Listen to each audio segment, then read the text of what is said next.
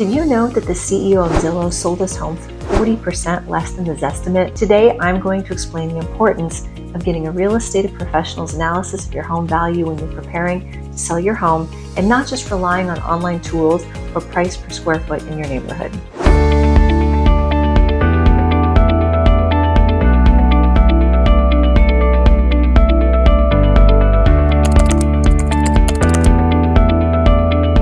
Comparative market analysis, or CMA, is a detailed analysis of comparable properties to yours that serves to provide you a likely range of sales price for your home.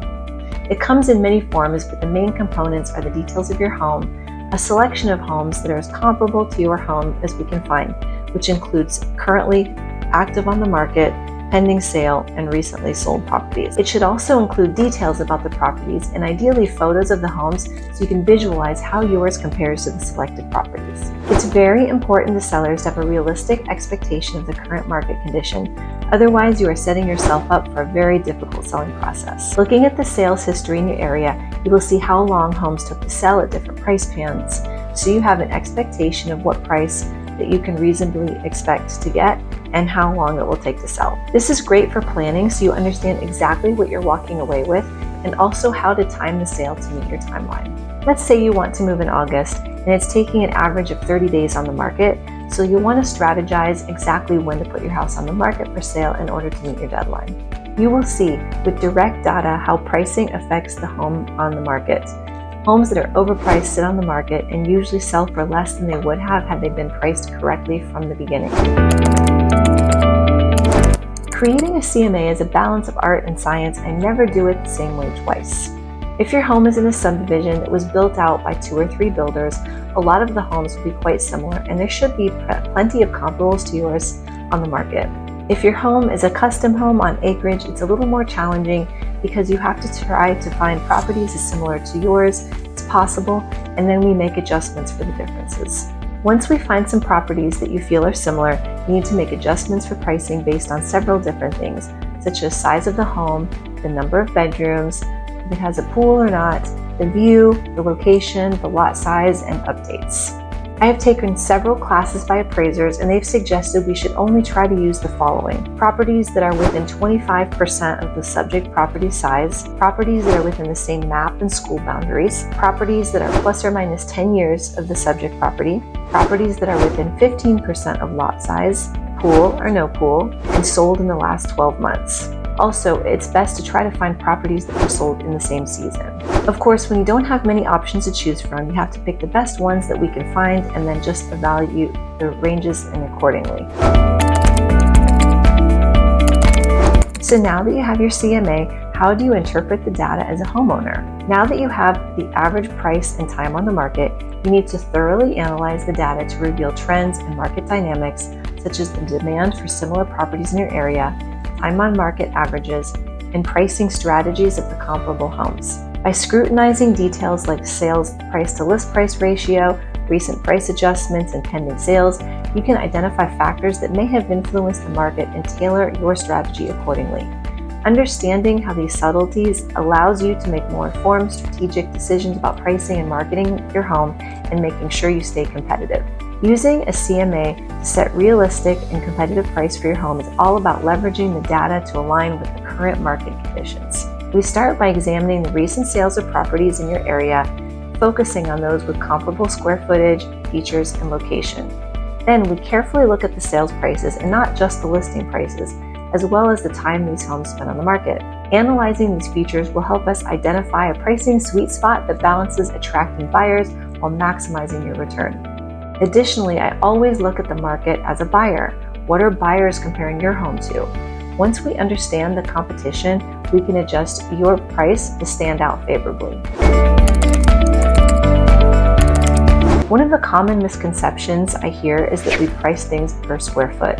I can't tell you how many times I hear from buyers and sellers saying that this was priced at X per square foot. Well, first of all, due to economies of scale, it's cheaper to build bigger houses, so automatically smaller homes sell for higher price per square foot than large properties. Also, concrete's expensive, so 1-story homes will always sell for higher per square foot than 2 or 3-story homes. Another misconception is that the market analysis is just an algorithm. If that were true, then the Zillow estimate would never be wrong and we wouldn't need appraisers. As I mentioned earlier, you have to look at the condition, so therefore you must have a person to analyze how much value to give an updated kitchen versus an original condition in an abandoned home. And that person should have experience on how much value a buyer gives this updated kitchen in the real marketplace. Another misconception is that the value of the home is the appraised value from the tax records. Or rather, the tax records say the home is $450,000, but they're asking $650,000, and that's ridiculous. Is it though? Remember, the appraisal district is not allowed to increase the taxable value of the property more than 10% a year on homesteaded properties, and maybe this $650,000 home purchased 20 years ago, and the seller has been protesting their value every year and managed to keep their appraised value lower. Also, for the Harris County Appraisal District, 95% of properties increased in value in 2022 at an average of 21%. Last year, they increased an average of 16% in value.